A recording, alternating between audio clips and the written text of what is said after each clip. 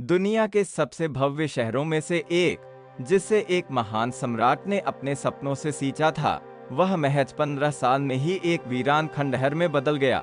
कल्पना कीजिए एक ऐसे शहर की जिसकी वास्तुकला आज भी हमें दंग कर देती है, लेकिन जिसे बनाने वाले ने खुद ही उसे हमेशा के लिए छोड़ दिया।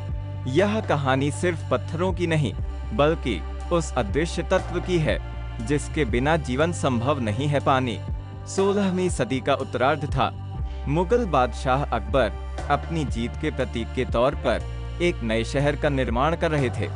आगरा से कुछ दूरी पर स्थित एक छोटी सी पहाड़ी, जिसे सीकरी कहा जाता था। इतिहास की किताबों में दर्ज है कि सूफी संत सलीम चिश्ती के आशीर्वाद से यहाँ अकबर को पुत्र रत्न की प्राप्ति हुई थी और इसी खुशी में उन्होंने इस नई राजधानी की नींव रखी।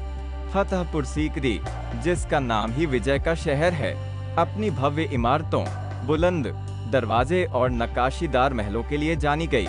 लेकिन इस पूरे शहर के निर्माण के पीछे एक बहुत बड़ा जोखिम लिया गया था। अकबर का यह फैसला जितना साहसी था, उतना ही चुनौतीपूर्ण भी। सीकरी का इलाका पथरीला था और सबसे बड़ी समस्या थी पीने के पानी की कमी। उस समय पूरे क्षेत्र में पानी का इकलौता स्रोत एक छोटी सी झील और कुछ कुएं थे। लेकिन अकबर ने ठान लिया था कि वे इस बंजर पहाड़ी को एक आलीशान शहर में बदल देंगे। उन्होंने उस दौर के बेहतरीन इंजीनियरों और शिल्पकारों को बुलाया। एक विशाल कृत्रिम झील बनाई गई जो कई मील लंबी थी और पहाड़ी के निचले हिस्से को घेरे हुए थी। आसपास की पहाड़ियों से बहकर आने वाले बरसाती पानी को इकट्ठा करने के लिए बड़े बड़े बांध और नहरों का जाल बिछाया गया। कुछ सालों तक सब कुछ ठीक चलता रहा। हजारों लोग यहाँ रहने लगे, दरबार लगा, चहल पहल बढ़ी और फतेहपुर सीकरी मुगल साम्राज्य का दिल बन गया। लेकिन प्रकृति ने कुछ और ही तय कर रखा था। फतेहपुर सीकरी के पतन के कारणों पर इतिहासकारों के बीच लंबी बहस रही है। लंबे समय तक माना जाता रहा कि पानी की कमी ही इसका मुख्य कारण थी। लेकिन सवाल यह है कि यदि अकबर ने इतना विशाल जल प्रबंधन तंत्र बनाया था, तो फिर पानी अचानक खत्म कैसे हो गया?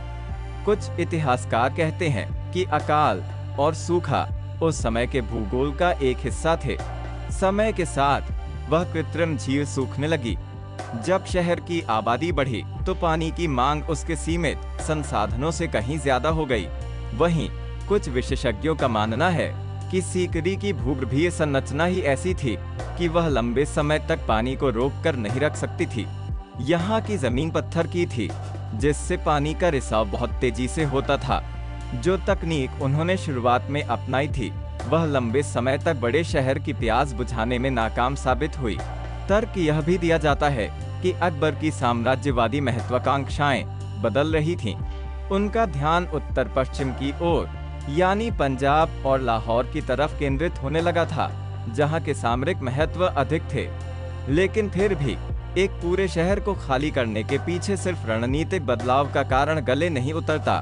पानी की कमी का सच उस शहर के हर कोने में आज भी दिखाई देता है। आप आज भी वहां उन विशाल बावड़ियों और पानी के कुंडों को देख सकते हैं जो कभी मीठे पानी से भरे रहते थे और आज केवल धूल और सूखे पत्तों से भरे हैं। क्या अकबर ने उस शहर को पानी की कमी के कारण छोड़ा, या पानी की कमी सिर्फ एक बहाना थी एक नए राजनीतिक केंद्र की ओर बढ़ने का? यह आज भी इतिहास का एक ऐसा अनसुलझा पहलू है जिसे लेकर शोध जारी है। फतेहपुर सीकरी की सूखी झीलें हमें यह याद दिलाती हैं कि इंसान चाहे कितनी भी भव्य इमारतें खड़ी कर ले, प्रकृति की एक छोटी सी कमी सब कुछ बदल कर रख सकती है। आज यह शहर एक यूनेस्को वर्ल्ड हेरिटेज साइट है, जहां पर्यटक आते हैं, इतिहास को छूते हैं और फिर वापस चले जाते हैं। लेकिन वह प्यासा शहर आज भी चुपचाप खड़ा है, जैसे अपने पुराने वैभव और उस अनखी जल त्रासदी की कहानी सुना रहा हो। इतिहास के इन पन्नों के पीछे छिपे रहस्यों को समझना ही हमें वर्तमान की चुनौतियों के लिए तैयार करता है। ऐसे ही इतिहास के अनसुने रहस्यों के लिए चैनल को सब्सक्राइब करें, वीडियो को लाइक करें और इसे अपने दोस्तों के साथ शेयर जरूर करें।